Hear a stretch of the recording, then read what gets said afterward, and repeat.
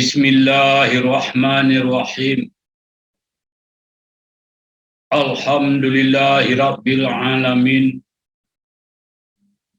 Assalatu wassalamu ala asrafil wal mursalin wa ala alihi wa sahbihi ajmain. Allahumma salli wa salim wa barik ala Sayyidina Muhammad wa ala alihi wa sahbihi ajmain. Assalamualaikum warahmatullahi wabarakatuh.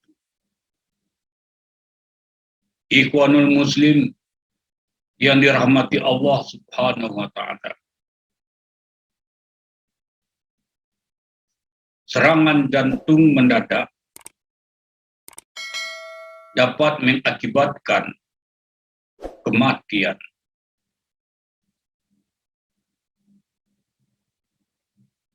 Kita sering mendengar kabar atau berita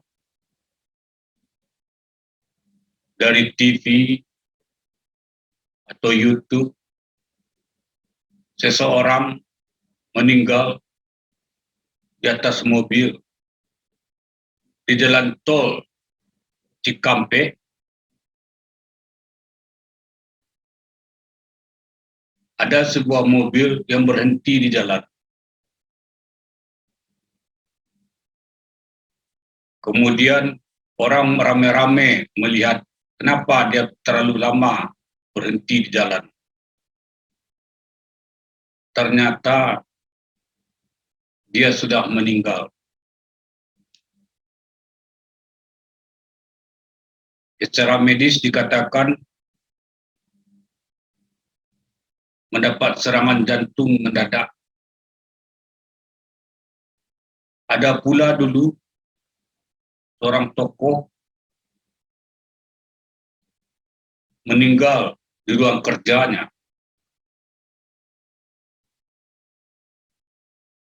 Ternyata dia juga mendapat serangan jantung mendadak.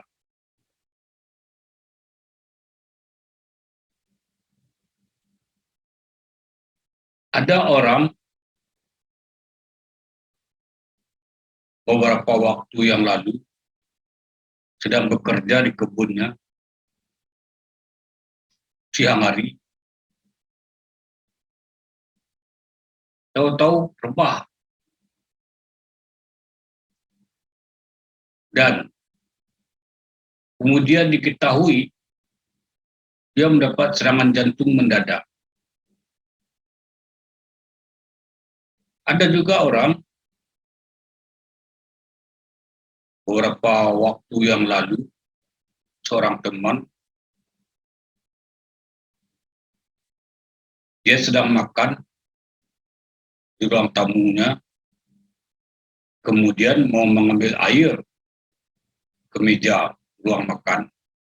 Antara ruang tamu ke meja ruang makan itu dia berjalan, di antara perjalanan itu jatuh, meninggal.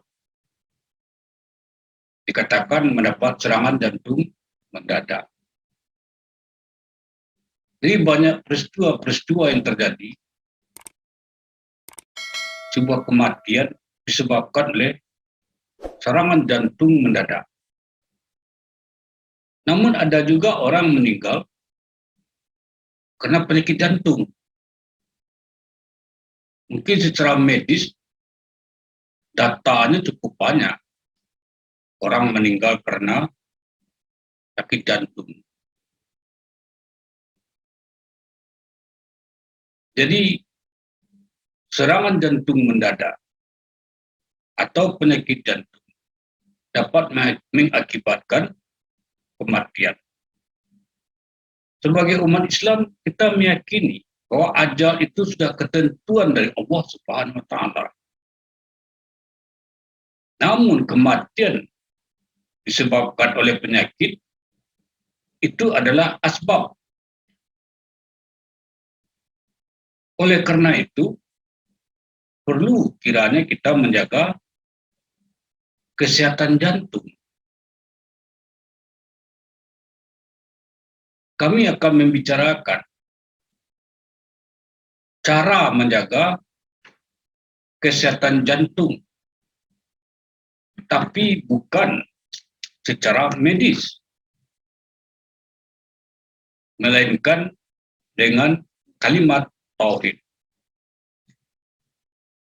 Bagaimana kita menjaga kesehatan jantung dengan kalimat tauhid? Bagaimana penjelasannya? Padahal kita tahu menjaga kesehatan jantung itu adalah secara medis. Hal-hal yang dapat menimbulkan penyakit jantung secara medis, baik berupa makanan maupun perbuatan kita, harus kita hindari agar tidak mendapat penyakit jantung atau terserang penyakit jantung secara mendadak. Namun kali ini kita akan membicarakan menjaga kesehatan jantung itu dengan kalimat tauhid. Begini penjelasannya, saudara. Di dalam sebuah hadis,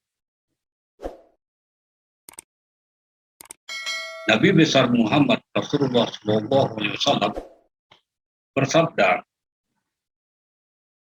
di dalam dada anak cucu Adam ada segumpal daging. Di balik daging itu ada namanya kalbu.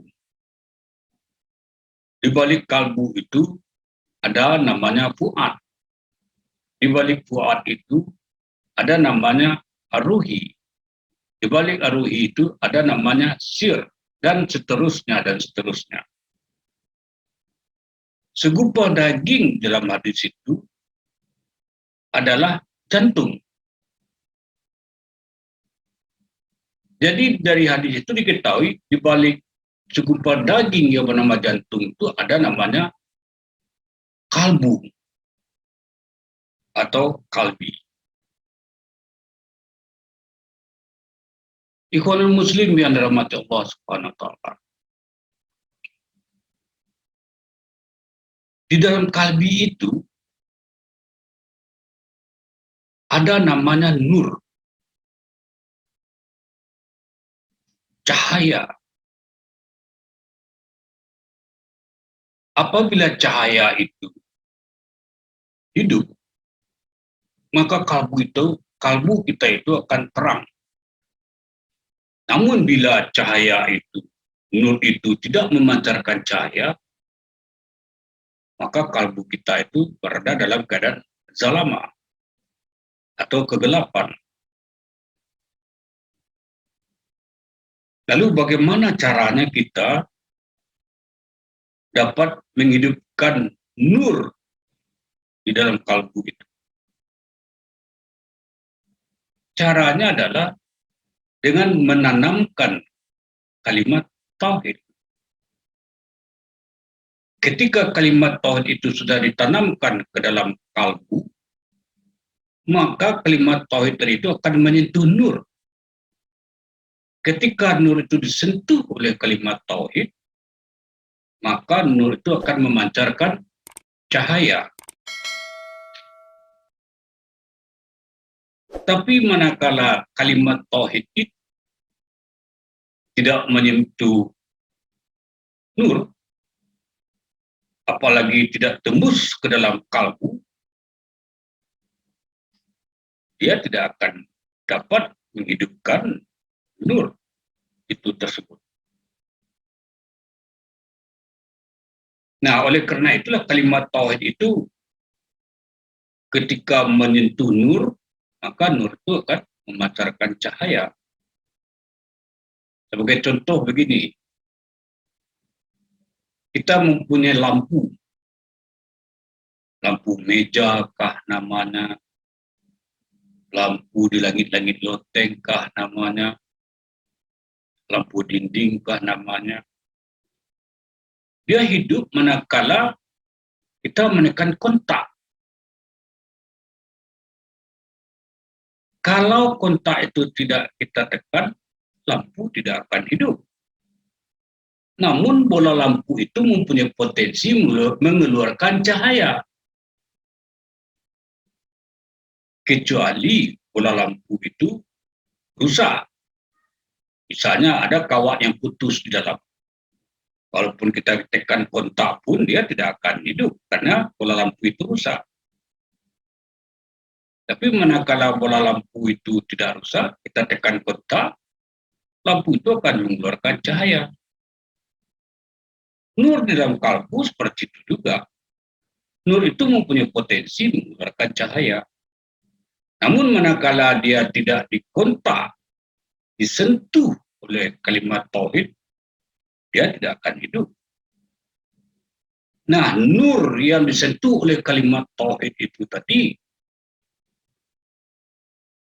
ketika dia sudah tersentuh dan memancarkan cahaya, cahayanya tadi itu akan mengeluarkan bias. Nah, bias itu dia meliputi jantung seperti ini. Jantung itu diliputi oleh bias cahaya tadi. Kita ambil contoh kira-kira semacam kepompong lah. Jadi ulat di dalam ulat itu dilingkupi oleh kepompong itu sendiri. Dia dilindungi. Jadi jantung kita itu dilindungi oleh bias cahaya nur tadi. Tapi sekedar diketahui bahwa nur itu terdapat di dalam kalbu. Kalbu itu merupakan organ mistis. Dia tidak dapat dilihat, dicerap, maupun dideteksi dengan alat-alat teknologi medis apapun. Sedangkan jantung adalah organ jasmani, dapat dironsel, dapat dilihat, dapat dideteksi dengan alat teknologi medis. Kalau kalbu tidak. Dengan demikian, bias cahaya itu juga bersifat mistis, tidak dapat dilihat. Cahaya itu sendiri juga tidak dapat dilihat.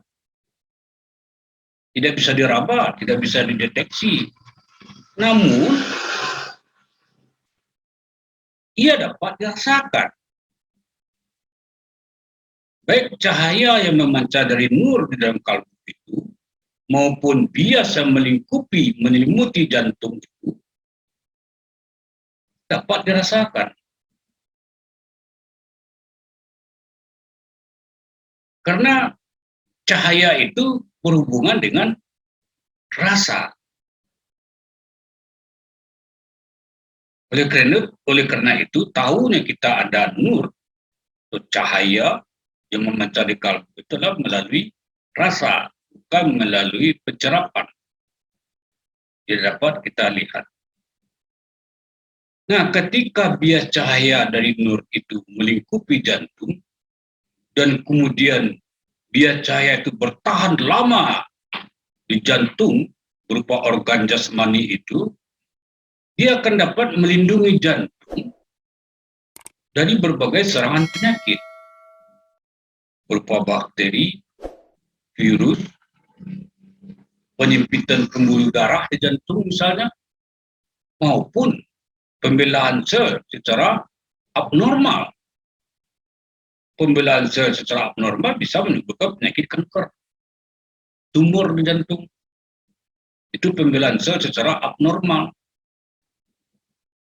Namun, hal itu dapat terhindar dengan bias cahaya nur tadi.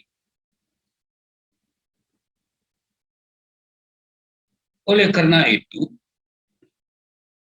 ketika kalimat tauhid telah menyentuh nur itu, maka timbullah cahaya, dan cahaya itu biasnya melingkupi jantung itu, sehingga bias cahaya itulah yang akan melindungi kesehatan jantung.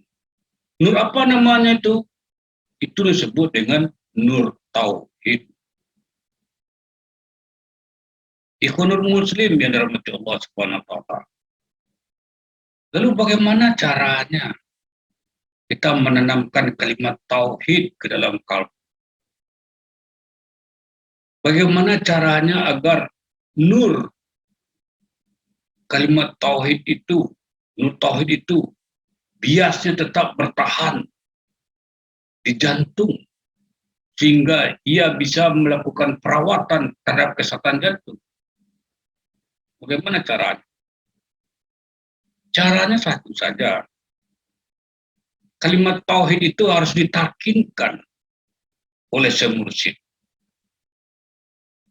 Dan kemudian kita melazimkan, mengamalkan zikir kalimat tauhid. Ikhwanul muslim yang dirahmati Allah Subhanahu wa taala. Oleh karena itu, kita perlu menjaga kesehatan jantung kita. Tidak saja secara medis, tetapi juga secara non-medis.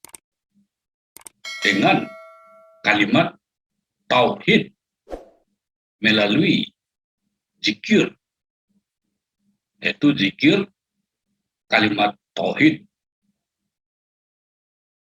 Ketika kita telah mengamalkan zikir kalimat tauhid tersebut, pada saat itu kita telah menyerahkan kesehatan kita kepada Allah Subhanahu wa taala. Ketika kita menyerahkan kesehatan kita kepada Allah Subhanahu wa taala, khususnya kesehatan jantung, berarti kita telah bertakwa kepada Allah Subhanahu wa taala.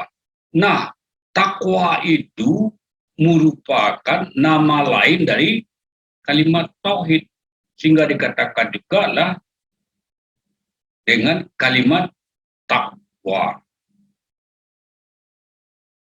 Demikian saja wabillahi taufiq wal hidayah. Assalamualaikum warahmatullahi wabarakatuh.